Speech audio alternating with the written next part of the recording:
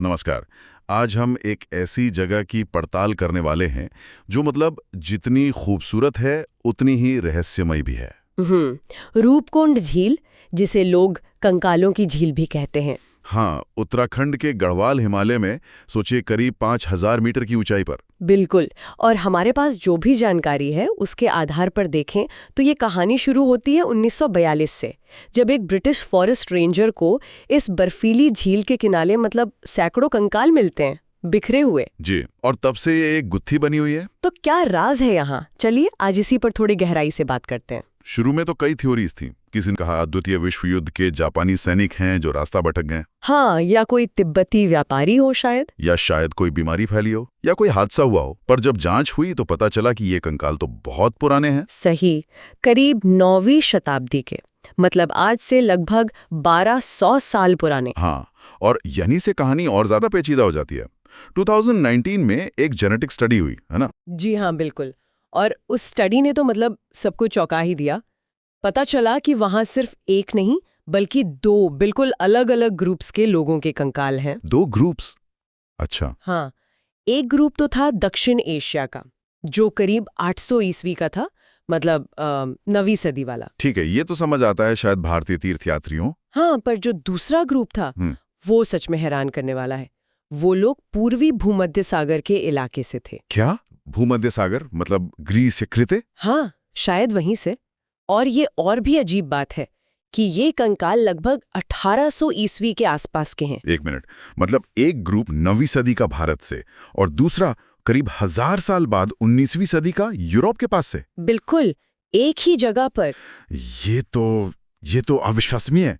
भूमध्य सागर से लोग हिमालय की इतनी ऊंचाई पर क्यों आएंगे, और वो भी 1800 के आसपास? यही तो सबसे बड़ा सवाल है।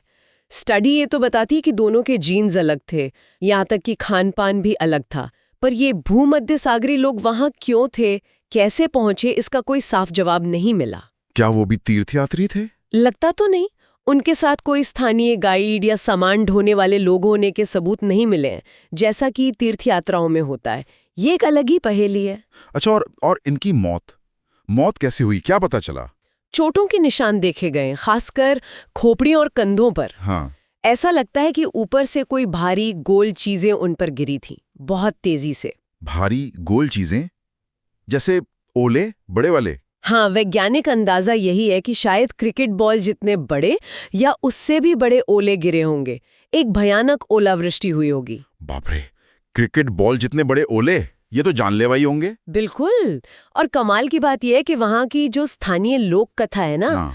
वो भी कुछ ऐसा ही कहती है। अच्छा, क्या कहानी है? कहानी है देवी नंदा देवी की। कहते हैं कि कुछ तीर्थयात्री थे जिन्होंने यात्रा के नियमों का पालन नहीं किया, जिससे देवी नाराज हो गईं और उन्होंने गुस्से में उन पर लोहे जैसे सख्त ओलों की बारिश कर दी, जिससे सब मारे गए। अरे वाह, लोक कथा और साइंटिफिक जांच दोनों एक ही तरफ इशारा कर रहे हैं।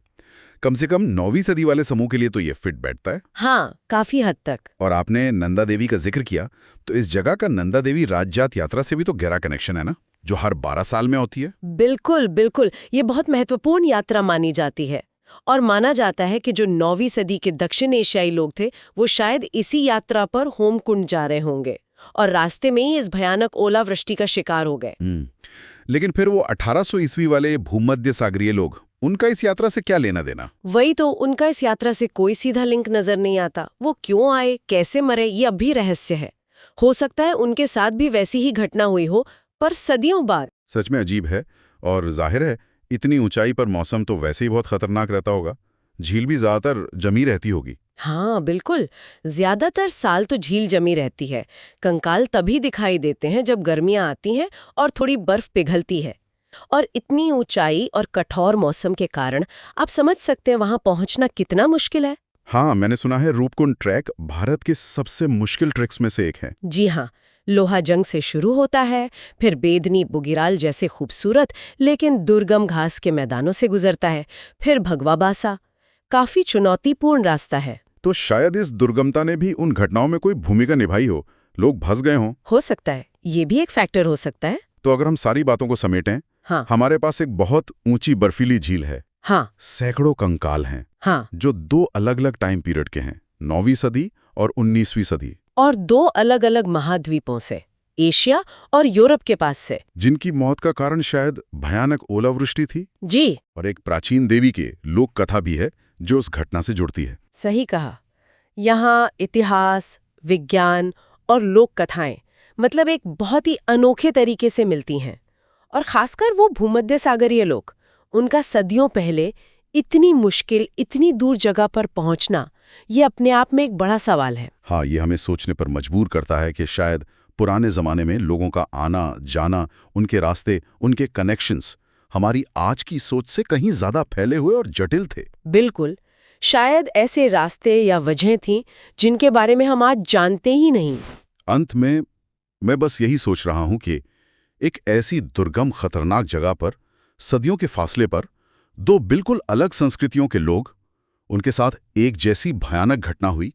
आखिर ऐसी क्या चीज थी? क्या कोई आकर्षण था उस जगह का, या कोई मजबूरी जो अलग-अलग जमानों में अलग-अलग महाद्वीपों से लोगों को खींचकर उस खतरनाक सफर पर ले आई? ये सवाल वाकई सोचने वाला है।